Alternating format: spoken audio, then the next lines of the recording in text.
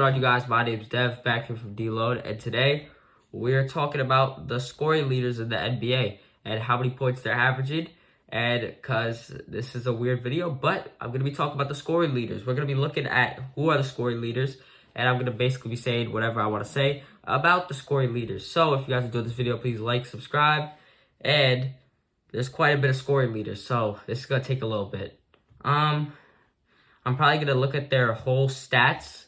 So if you guys enjoy that type of stuff, please like, subscribe, and we're at 90 subscribers. Let's get to 100 subscribers. I know it's April Fools, but let's get to 100. So if you guys like, subscribe, and let's get into this. I don't want to keep you guys waiting much longer. Let's get into this. So like at the lowest tier of the scoring leaders, we have Karl-Anthony Towns, who's averaging 22.1 points per game. I can't see his statistics or like what else he's doing on the year because I don't want to unlock 2x data. Yeah, because I don't know what that means. So, yeah, he's just averaging 22.1 points per game. Next, we have for the Washington Wizards, Kyle Kuzma, who's averaging 22.3 points per game. Kyle Kuzma he said something dumb to, I think, the internet. He said, I would rather stay on the Washington Wizards than go to the Dallas Mavericks and compete because he doesn't have to worry about anything on the Wizards. But I would personally go to the Dallas Mavericks because you could win a championship. I know they're like the 6th seed, but who knows? Basketball is unknown. Who knows? You could win a championship. Next, we have for the Orlando Magic, Paolo Banchero, who's averaging 22.4 points per game.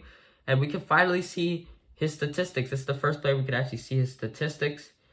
On field goals, he's averaging 17. And then field goal percent, he's averaging 46.3%. Pretty good.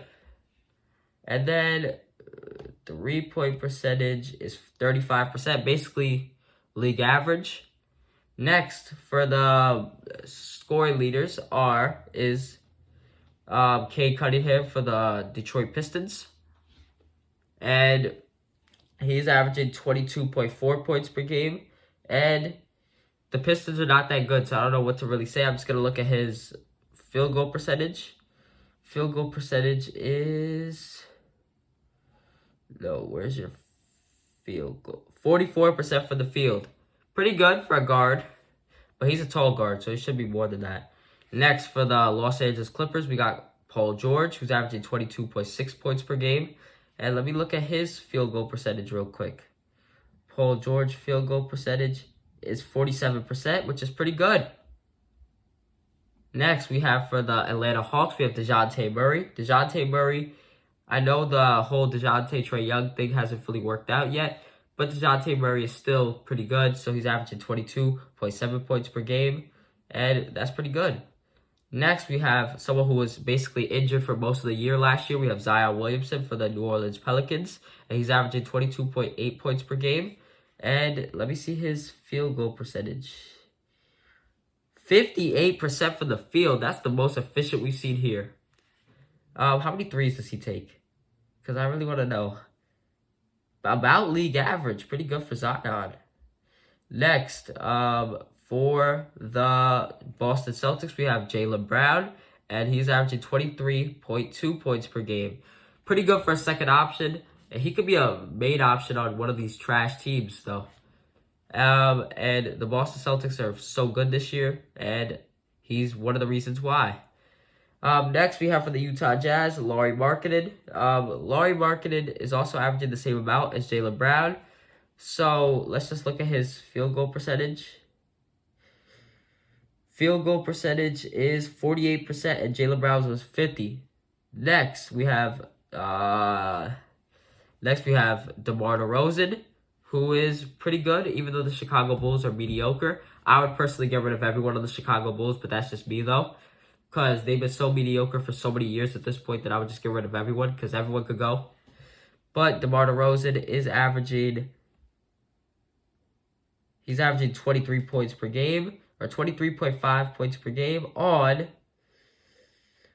47% from the field. So next, we have for the... Oh my god, I'm so bad at reading. For the Los Angeles Clippers, we have Kawhi Leonard, who's averaging 23.7 points per game. And the Clippers are a 4th seed in the West, so he's definitely doing something pretty good.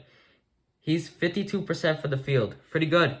Next, we have Damian Lillard for the Milwaukee Bucks. I know we're not getting the Dame that drops 30 points every night, but what would you expect?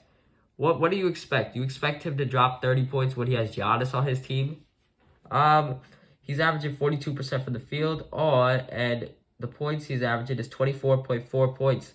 Next, we have Anthony Davis, who is, in my opinion, the better Laker. I think he's surpassed LeBron at this point for Lakers. And, yeah, I think he's the better Laker. And he's averaging 24.7 points. And on 55% from the field. Next, Kyrie Irving for the Dallas Mavericks, who is surprisingly doing amazing this year. And he's 49% from the field. And he is averaging 25.3 points per game. Next, we have LeBron James, 25.4 points per game. Oh my God. I'm putting myself through this right now. And he's from the field, he's averaging 53% from the field. Next, we have Tyrese Maxey for the Philadelphia 76ers. He's obviously getting a bigger role because James Harden's not there anymore and Joel Embiid is injured. So he's averaging 25.6 points per game on 44% from the field. Next, we have the Timberwolves' better player. We have Anthony Edwards, who is of 46% from the field. He's averaging 26.1 points per game. And he is a contender in the Western Conference. So, yeah. Next, we have another contender in the Western Conference. We have the Denver Nuggets, and that is Nikola Jokic.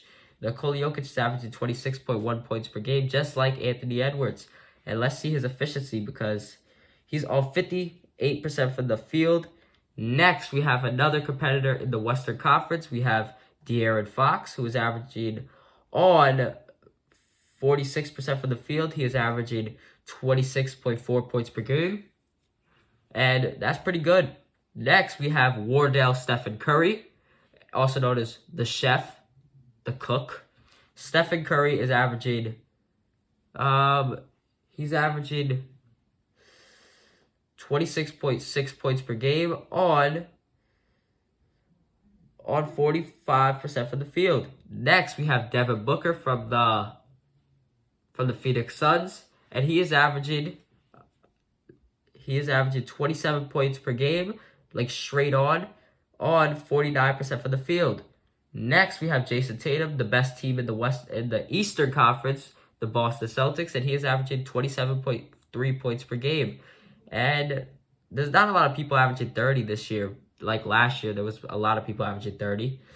And Jason Tatum's averaging that on 47% from the field.